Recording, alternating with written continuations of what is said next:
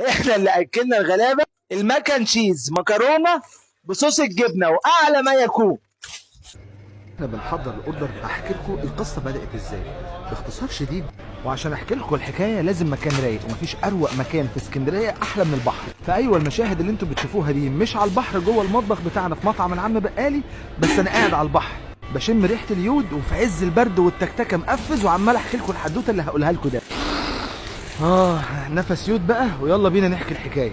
بدايه الحدوته لما لقيت تعليق على فيديو من الفيديوهات بتاعنا من شخص حابب يدعم المطعم بتاعنا وياكل من اكلنا، بس المسافه منعه، في نفس الوقت عايز يعمل خير ويطلع وجبات لله ومنها يدعمني ويعمل خير ويطلع وجبات من اخراج وانتاج مطعم العم بقالي. والتعليق كان كالاتي: لو سمحت يا شيخ حسام، هو انا لو عايز اطلع 50 وجبه لناس موجوده جنبك في مستشفى الشاطبي اللي جنب مكتبه اسكندريه عشان بيفرشوا في الارض ومبقاش لاقيين ياكلوا وعايز ادعمه من خلال المطعم بتاعي. وانا بشكل تلقائي جدا رحت عامل فيديو برد فيه على الرساله دي، بقول له انك تقدر تعمل ده من خلال مطعم العم بقالي. وساعتها افتكست وجبه كده عشان اطلعها لوجه الله وصورتها بكل تفصيله من الاول للاخر، واللي كانت عباره عن مكرونه، عشان احنا كمصريين بنعشق المكرونه بس بصوص مميز ومختلف اللي هو صوص الجبنه التشيدر، وهو ميكس ما بين صوص الجبنه التشيدر وما بين الموتزاريلا وما بين اللبن وما بين الزبده. وطبعا عشان الوجبه تبقى كامله حبينا ان احنا كمان نحط فيها مخلل وبطاطس، ونحط على وش المكرونه فراخ مقليه.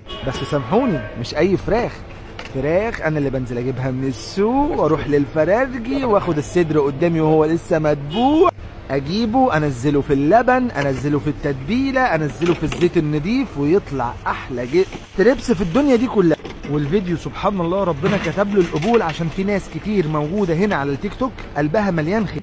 وبس يا سيدي، والفيديو فايرال وبقى منتشر، وبقت ناس تخش لي على الخاص: خد يا عم هعمل لنا وجبه ل 20 فرد ل 10 افراد. حتى في ناس جات لي هعمل عنها فيديو قدامي وجها لوجه وادتني فلوس وقالت لي طلعهم لنفس الناس دول. باختصار شديد جدا بيبقوا ناس فقراء جدا موجودين في اسكندريه من اول ابو قير لحد العجمي، او حتى من المحافظات اللي حوالين اسكندريه زي البحيره وكفر الشيخ، وده يعتبر اقرب محافظتين لاسكندريه. المستشفى بتسمح للمريض بمرافق واحد بس، ولو معاه اي حد تاني للاسف بيضطروا يفرشوا ويباتوا قدام المستشفى. والخيار التاني اللي غالبا مش موجود ان يبقى معاك فلوس وتروح تأجر مكان تقدر تبات فيه.